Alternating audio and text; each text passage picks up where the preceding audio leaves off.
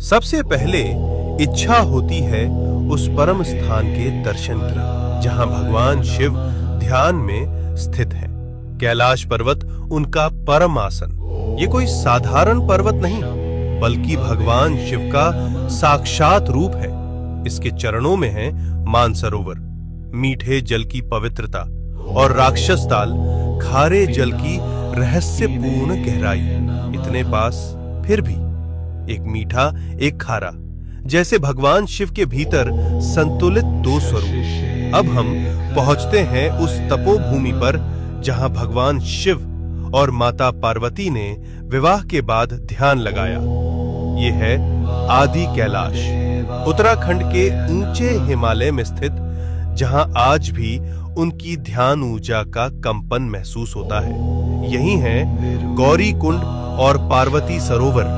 ये पर्वत नहीं, शिव पार्वती की जीवित उपस्थिति का केंद्र है, इसलिए कहलाता है छोटा कैलाश।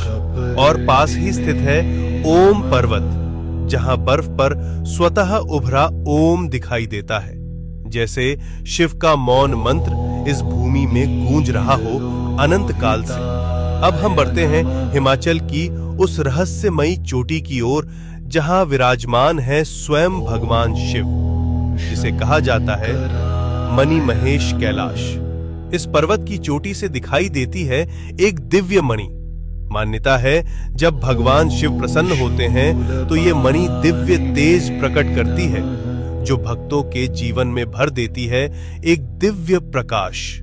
इसके चरणों में स्थित है पवित्र मणि महेश झील, जहां हजारों श्रद्धालु हर वर्ष स्नान करते हैं और भगवान शिव का आशीर्वाद प्राप्त करते हैं। अब हम पहुंचते हैं हिमालय की उस ऊंचाई पर जहां की हवा भी हर हर महादेव का जप करती है।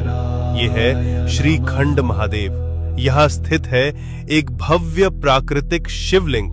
यहाँ तक पहुंचने का मार्ग अत्यंत कठिन, लेकिन कहा जाता है जिसे स्वयं भगवान शिव बुलाते हैं वही इस दिव्य शिखर तक पहुंच पाता है। श्रीखंड महादेव केवल एक शिवलिंग नहीं, ये है भगवान शिव का हिमालयी सिंहासन। अब हम पहुंचते हैं भगवान शिव के एक और दिव्य धाम पर, हिमाचल की उस रहस्यमयी भूमि में किन्नौर कैलाश। यहाँ स्थित है सदियों पुराना एक विशाल शिवलिंग, जो अपने आप में अपार ऊर्जा समेटे हुए।